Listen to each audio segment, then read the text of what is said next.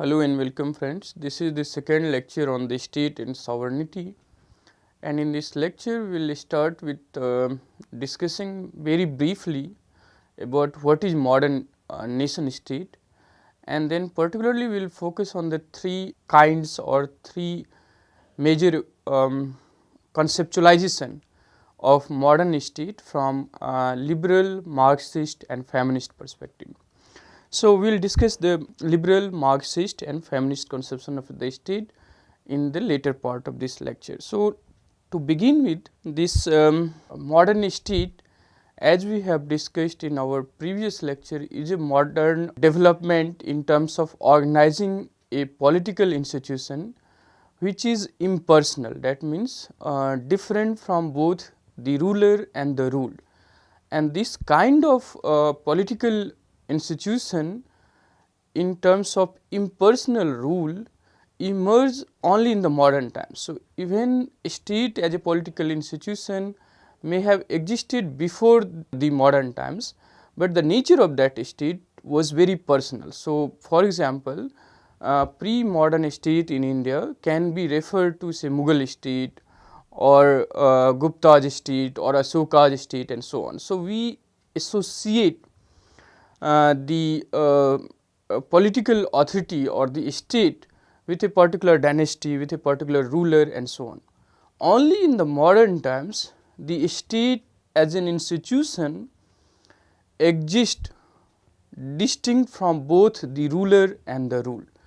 So, that is the one thing which we have discussed, and this emerged in the Europe after the 30 years of religious war, especially after the Westphalia Treaty in 1648, and sovereignty is one such defining characteristic of a state where within its own territory a state is regarded as the supreme institution. So, this discussion of a state we have had in our previous lecture. In today's lecture we will see how this state in its association with the idea of nation and nationalism acquires a formidable status or power and authority in a given society, and how the both connects. So, all the modern states then is also regarded as a nation state. So, in modern times every state is also considered as a nation state. So, Indian state is also Indian nation state, or Pakistani state is also a Pakistani nation state, or Bangladesh, or so on and so forth. So, all the state in modern times also a nation state, and this first emerged in Europe, and through colonialism and anti-colonial struggle spread in different parts of the world. So, the expansion of modern nation state is through this colonialism and also the struggle against this colonialism. So, in the most part of Asia, Africa and Latin America, the state that emerged and the nationalism that evolved is the result of the anti-colonial struggle also. Now, the relationship between the state and nation, we can see, as I have said, that state is an impersonal body. It is a kind of institution which is distinct from ruler and ruled, but nation is a very subjective idea. That means people emotionally in their psychological state believe or imagine themselves as part of something or a nation or a territory. Now, this rational, abstract, impersonal nature of state and a very subjective psychological and emotional stage of nation or nationalism is something which comes together to gives the state the powerful and the formidable authority that it enjoy in a society in a particular territory. So, what we see is state is a rational and abstract entity. So, as I said that state as an institution is something which is rational, impersonal and also abstract. That means the both ruler and the ruled is subject to this abstract entity which we call state, and we have also made a distinction between state and the government. So, government may come and go, we may vote certain party to power to form a government, and we can also vote them out. But the state as an institution is a kind of abstract entity which continue to remain, continue to function even when government comes and go periodically. So, a state is then a rational and abstract entity or political institution, whereas nation is more about individual subjective association with a particular state. So, it is a very kind of personal, psychological and emotional association, subjective association with a particular territory or institution. So, as we have discussed in the previous lecture, there is a degree of impersonality and abstractions with the state, but the nation on the other hand is something which is rooted in the psychological and the cultural roots of the people.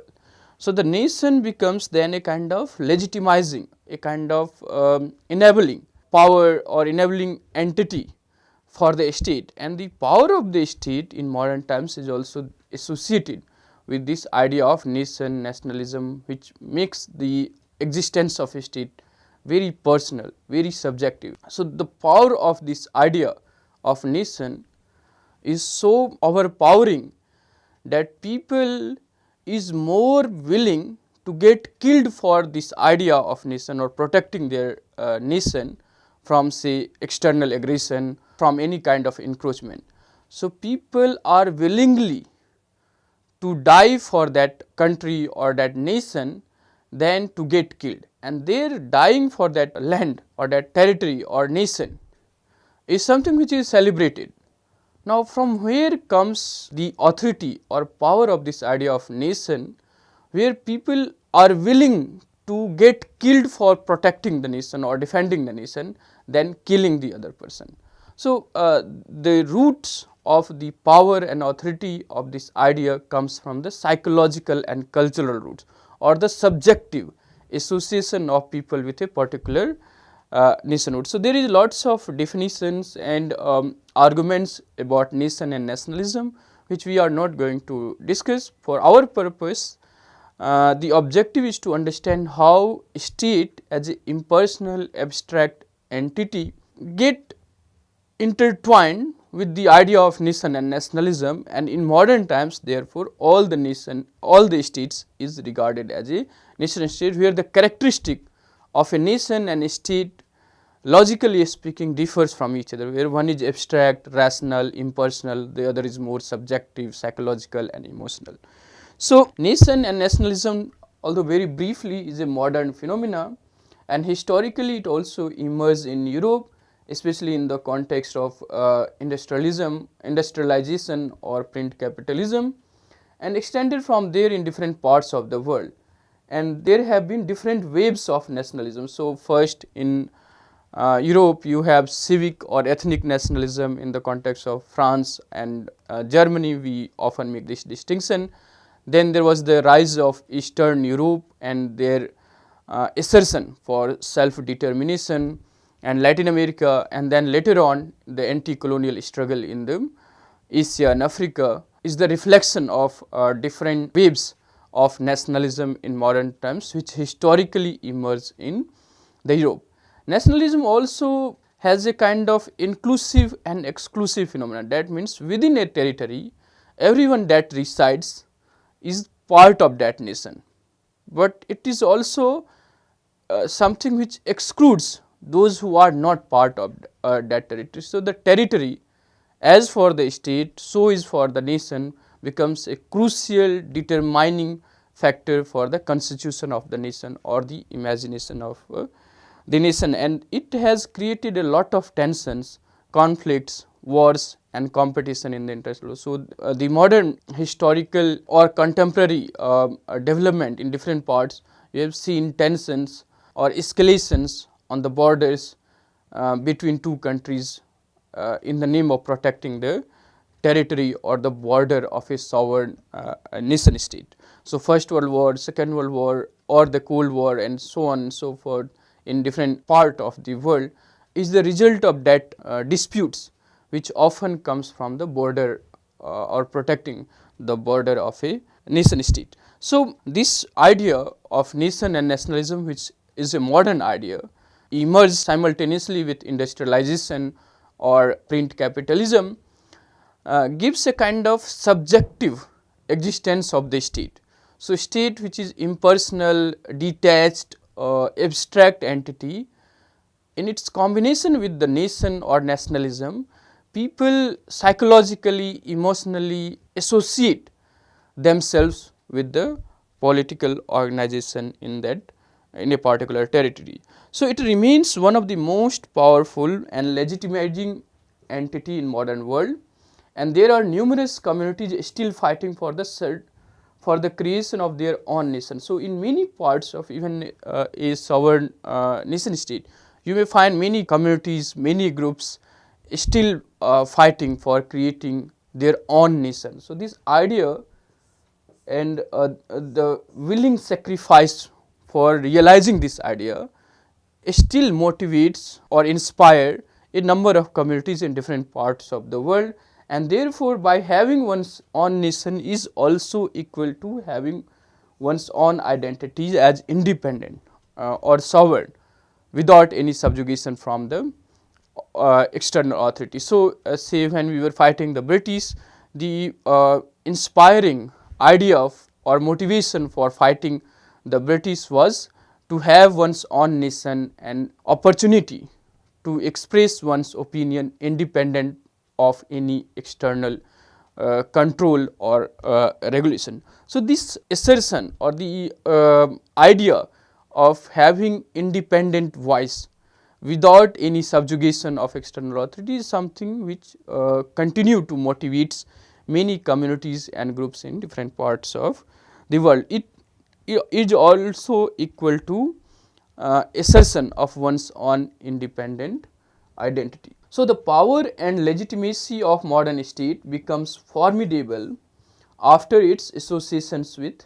nation and nationalism, although the characteristics definition of nation and state differ from each other, yet the coming together of both gives the state enormous power and authority in a particular territory. So, and all states in modern times is also therefore regarded as a nation states, and that gives it a kind of formidable status. Now, to look at briefly the three major conceptualization of a state, we will begin with this liberal idea of a state and a liberal conceptualization of a state.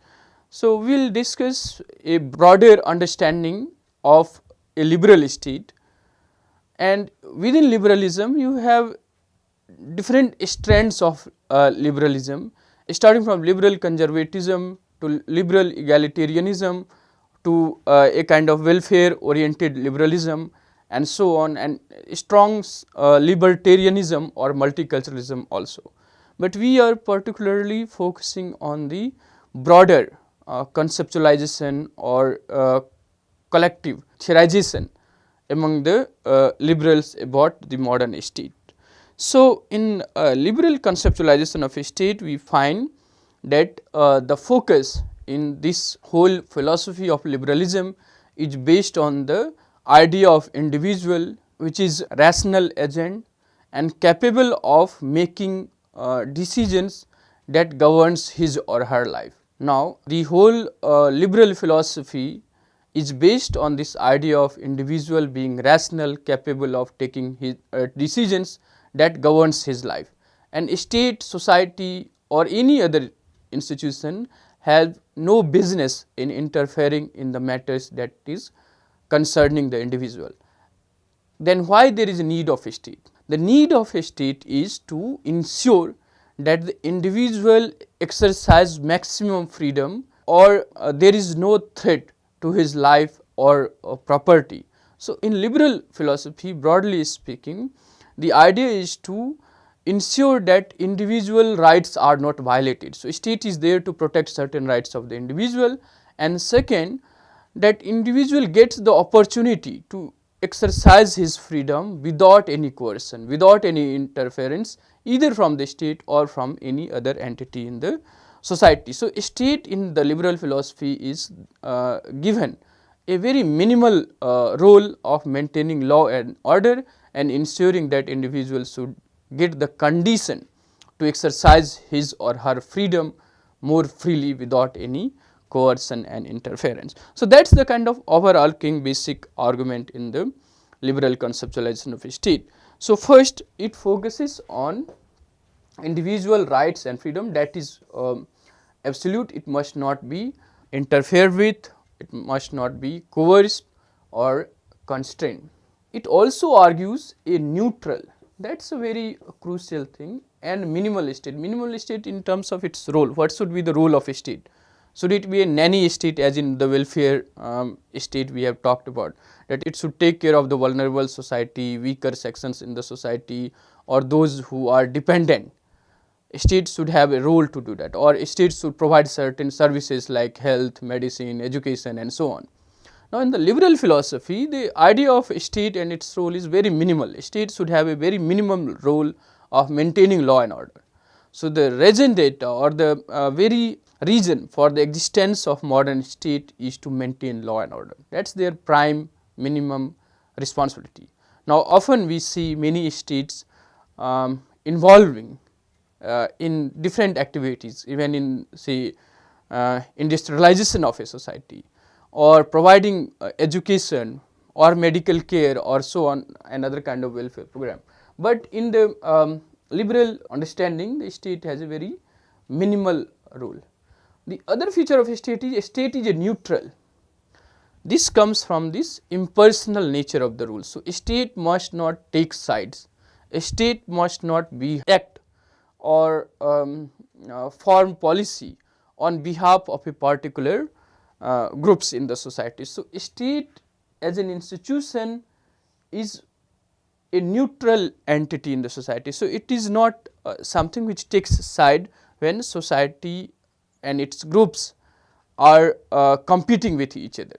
A state must maintain a neutral status from the competitive groups in the society.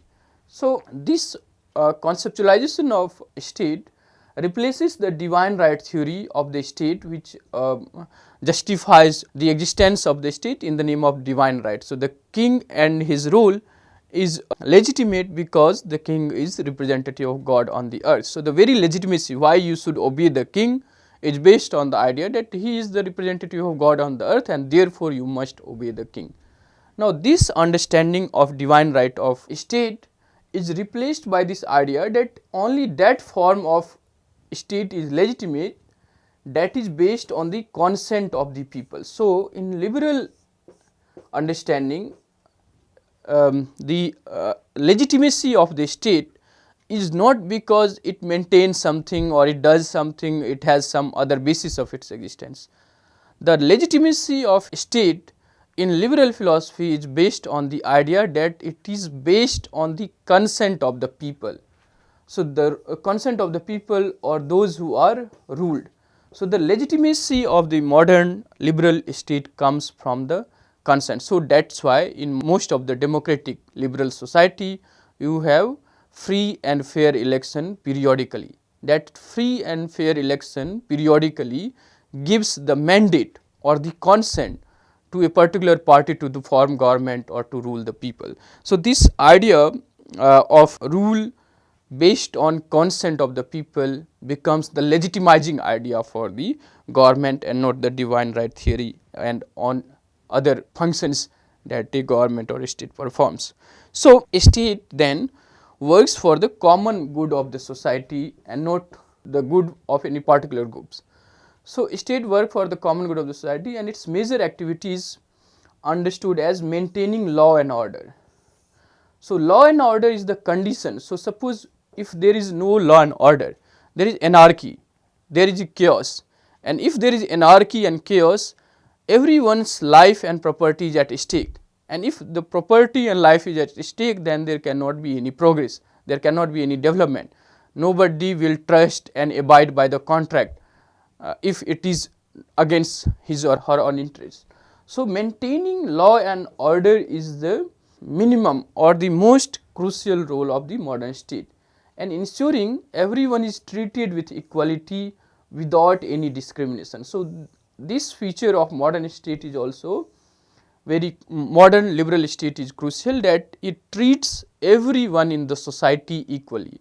So, in most of modern liberal democratic state, you get this idea that one man, one vote, one value. That means it does not discriminate its citizen on the basis of either property or education or his or her status in the society and its hierarchy. So, in caste ridden hierarchical society in India, in social arena, people are discussed. So, legally speaking it is illegal, yet in the social structure of our society people may have different status, but politically and legally a Dalit or the upper caste or a prime minister or a rickshaw puller, they all have one vote and value of one vote is 1. So, that is the kind of equality, and the whole legal enterprise of or legal structure of modern state is based on this idea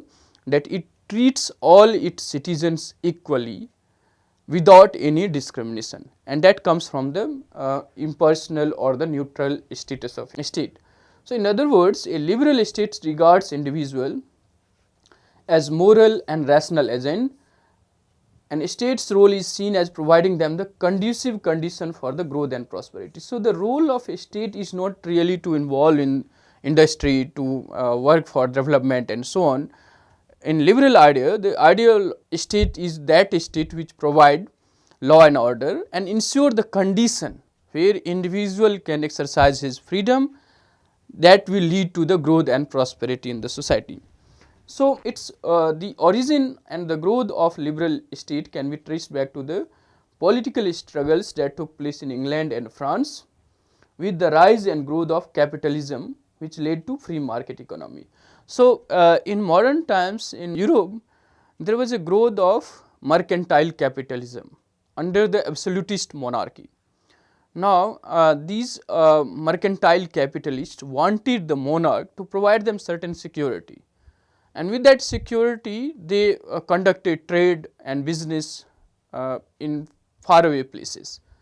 Now, gradually there is a rise of middle class in the society, and that middle class gradually demanded more and more rights, more and more accountability, more and more transparency from the government, and that lead to a new kind of discourse about political authority in the society, which leads to a constitutional representative form of government. So, this idea of liberal state emerged in the England and France. These struggles focused on the first, individual dignity, self-interests, private property and power and status, particularly of the emerging middle class in the society. So, all these things that what matters in life is the dignity, it must be recognized and respected by the state and others. Their property, what moves the individual is the interest, self-interest or acquiring wealth, and state must give them protection to live the life with dignity, to conduct trade or business without any coercion, without any threat and so on. So, this coming of liberal state, there were significant changes occurring in the political organization of the society, like you have the representative government or representative form of government or the constitutional form of government. So, the government, unlike a monarchy, is not free to do anything that it wishes to do. The government must functions within a parameter, and that parameter is set by constitution and rule of law. So, in a democracy, when a ruler is elected, that ruler is not free like the monarch to do anything that he or she wishes to do. Ruler must functions within the rule of law or what is the constitution of that country.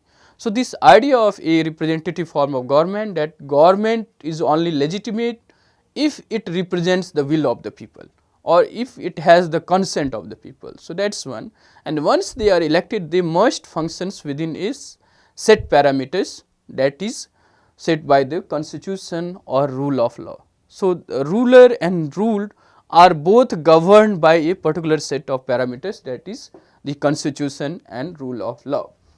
So, the government based on the consent of the rules, these are some of the new ways of organizing the political institution or authority in the society, which leads to creation of a modern liberal democratic state.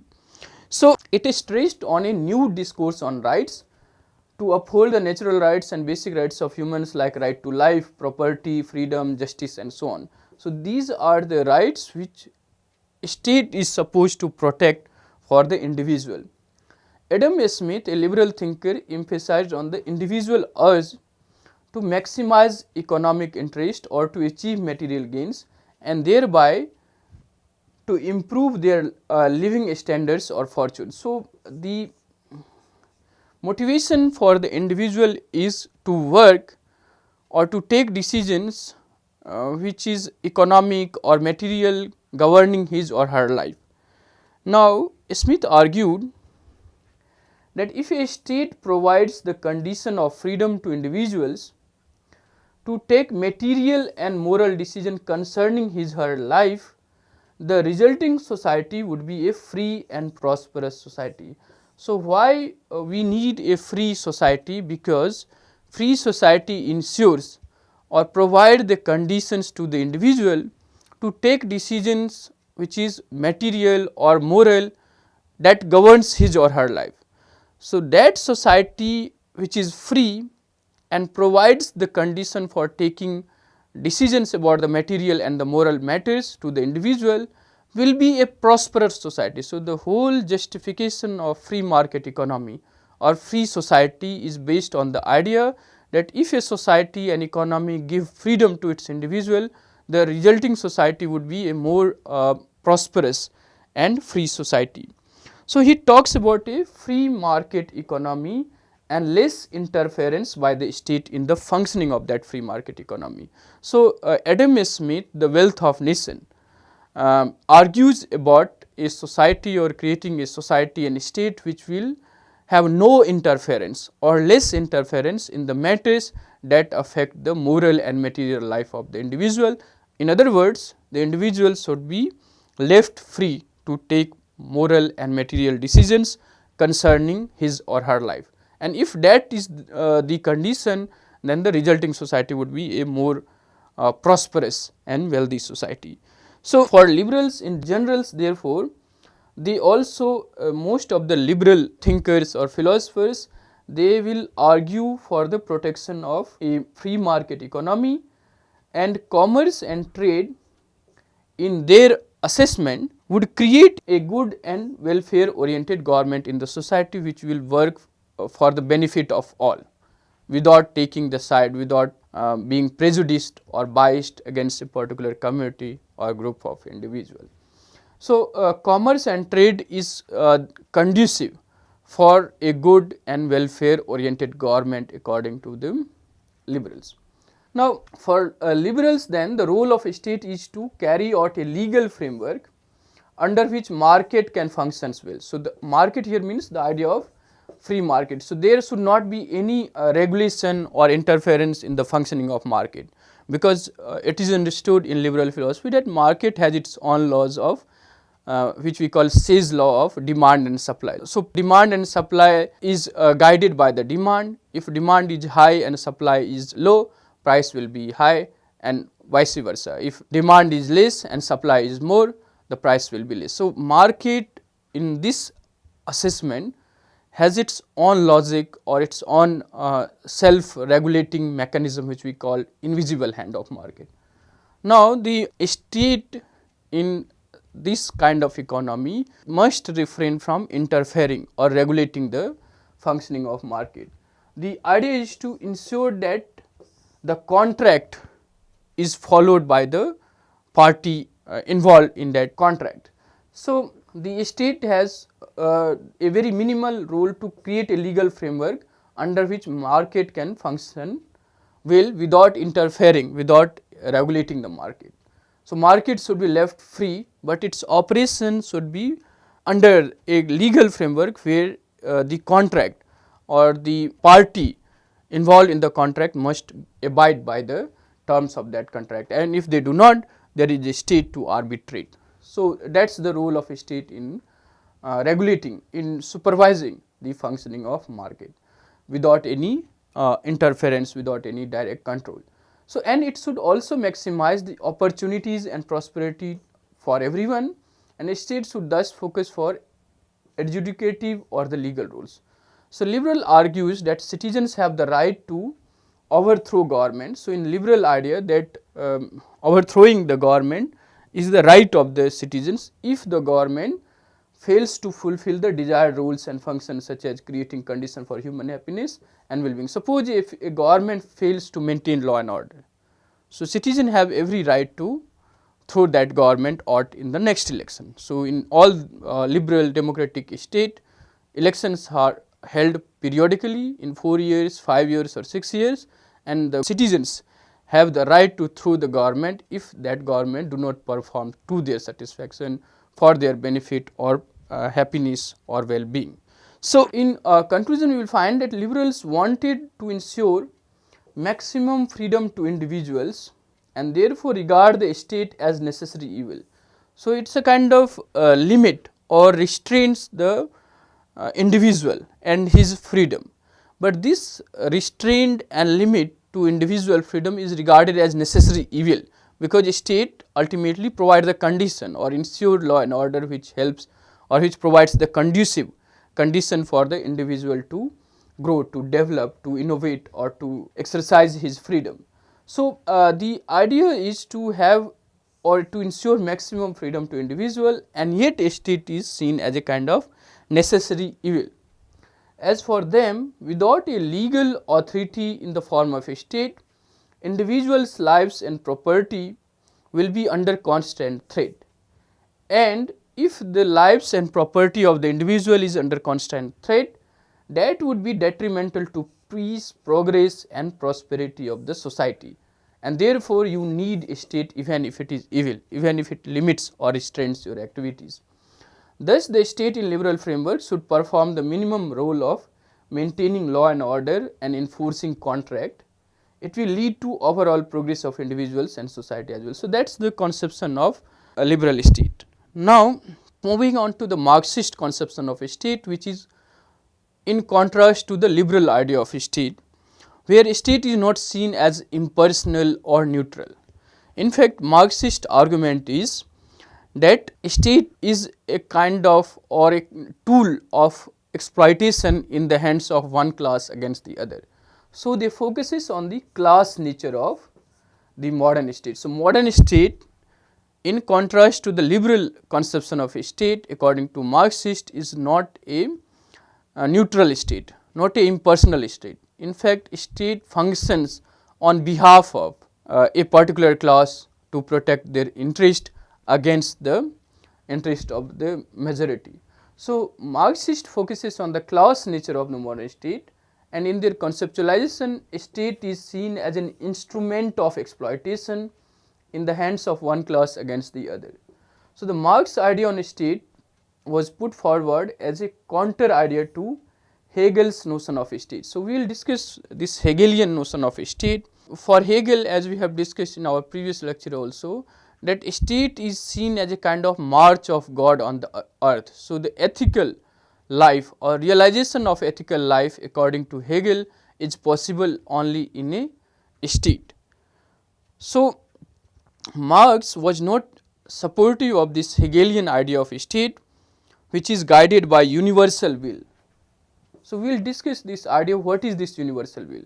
So, let us say there is a particular will, then there is the selfish. So, there is a three stages that we will discuss. The universal will, when individual functions and operates on the will or on the idea that their action is for the benefit of all and not for their own self or the interest of their own groups or communities. So, when individual action is governed by the universal will, that means the benefit of the whole humanity, the whole people, that ensures the realization of ethical moral life in the state. Marx questions this idea of universal will and the state functioning for the benefit of all. Marx thought of state as an institution that serves the dominant capitalist class, which he explains in Communist Manifesto. Now, coming back to these three idea or three stages, Hegel argued about these three different spaces or stages or levels of social existence or individual growth that starts from family, civil society and state. Now, in family, we are all willing to sacrifice for the members of other family. So, we are guided by a kind of altruistic will where we want to sacrifice our share for the sake of other members of our family. That is a kind of very limited but yet altruistic sphere of individual life. Then there is a life in civil society where we are guided by the particular or the selfish interest. So, we act in civil society to maximize our own selfish interest. And finally, is the state is the representative of universal will where we are guided by the idea of benefiting the all and not merely our own self or our own groups or communities.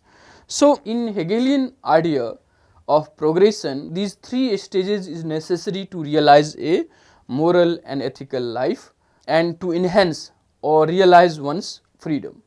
But Marx never saw such a scope for individual ethical development under state. Rather, he states that individual freedom is curtailed under a capitalist state because it functions on behest of a particular class and their interests. So, Marx focused on the coercive and the authoritarian nature of capitalist state, and for him state brought division of society into different classes on the basis of their ownership of wealth and power.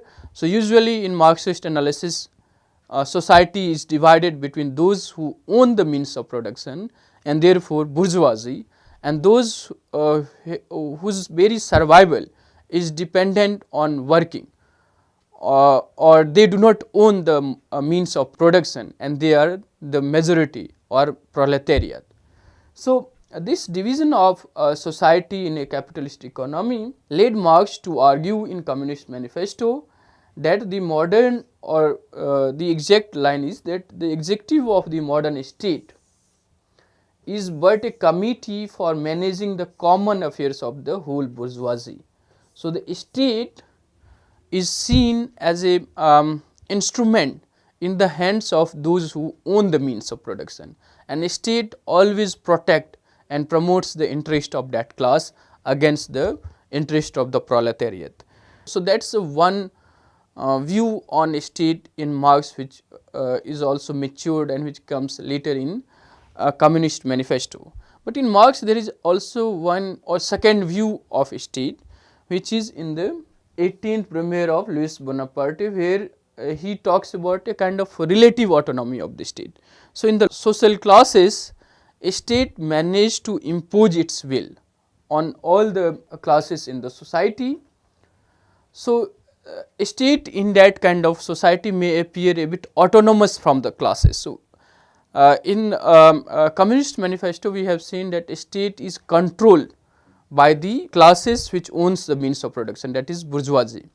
Here in 18th Brumaire we see the explanation of a state as a relatively autonomous state which is free or autonomous from the control of any classes in the society and has the capacity or capability to impose its will, but this capacity or ability to impose its will is not absolute, and in the long run state continues to protect and promote the interests of the bourgeoisie.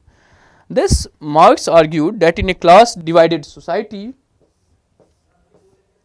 a state cannot promote the interests of all. He believed that a capitalist state can be overthrown therefore by a revolution by the proletariat or working class.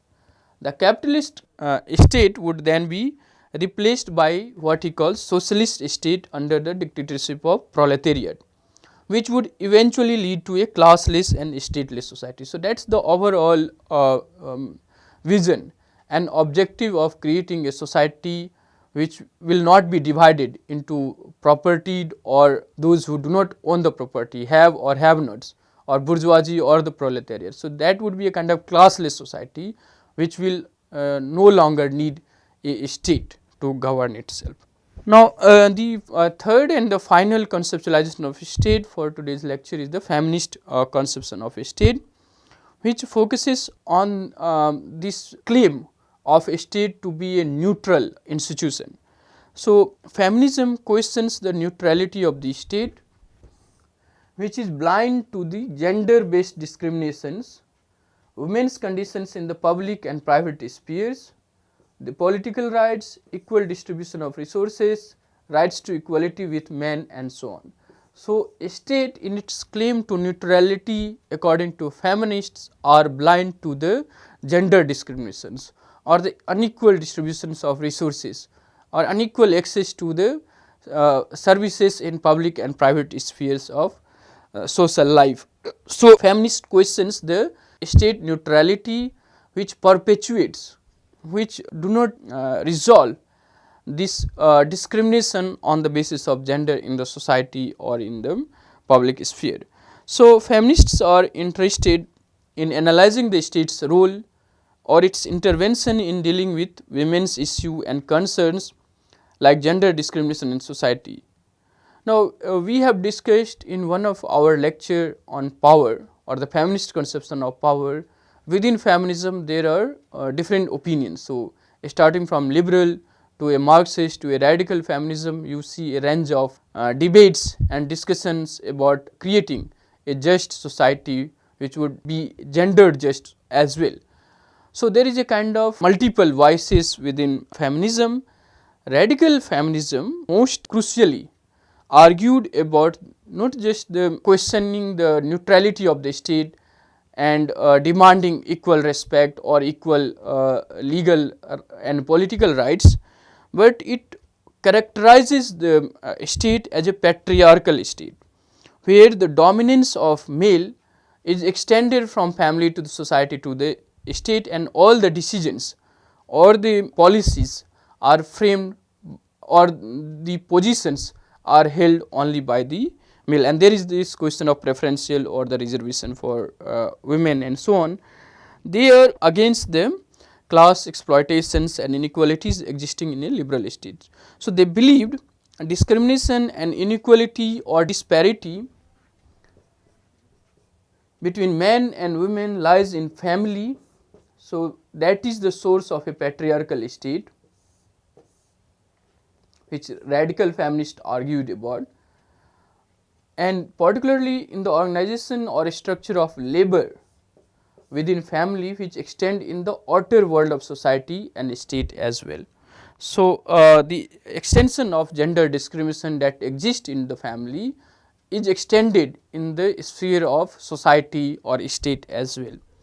So, feminism characterizes a state as biased in terms of administrative structures or organs or institutions of governance which reflects the hierarchy that exists in society and gender relationship in public arena. So, the state is regarded or characterized as biased in terms of its administrative structures, organs and system of governance which reflects the hierarchy that exists in society and gender relationship in public arena.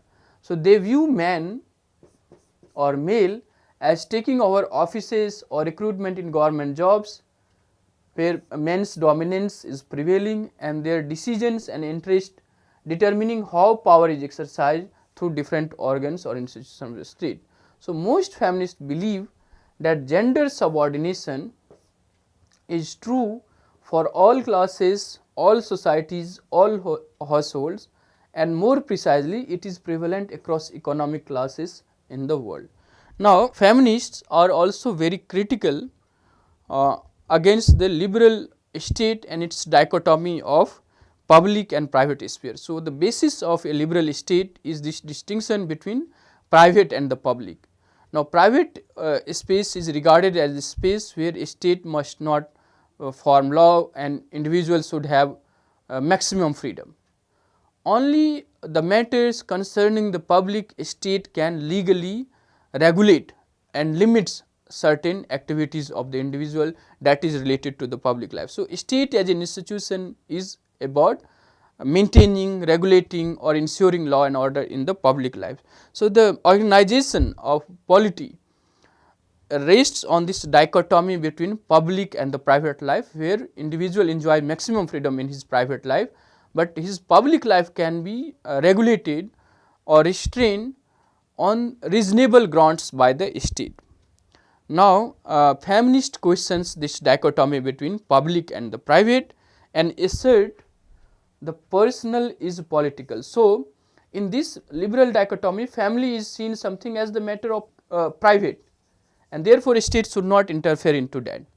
Now, feminist question this dichotomy and argue that family as an institution is where the discrimination between men and women is practiced, perpetuated and reproduced, and that perpetuation, practice and reproduction of gender discrimination in the family extended in the realm of society and state, and therefore, we cannot keep the family outside the realm of political. So, even the emotions, feelings, love and a lot of other feelings which is regarded as personal or the private matter is questioned by the feminist, and they assert that personal is political. So, this understanding of political, where the personal or the private is also seen as part of political, radically alter the understanding of politics and the rules of state. And state policies according to feminism, which believes in this dichotomy of public and private, fails to resolve issues like domestic violence, less income for working women, unequal responsibilities of women at home that limits their activities outside. So, therefore, feminists are demanding certain rights such as reproductive rights, abortion rights, subsidies for birth control and so on. So, in other words, feminism brings gender at the center of discourse on politics and state and strive towards creating a society which is just, or family, society and state which is gender just society.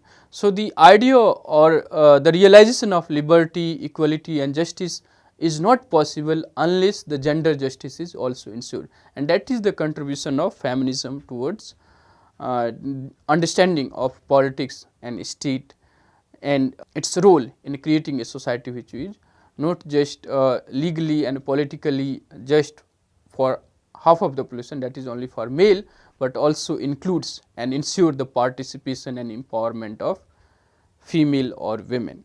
So, with this we conclude this lecture, where we have discussed the idea of modern nation state and how these two seemingly opposite kind of institution or entity comes together to acquire a formidable status in a particular society or territory.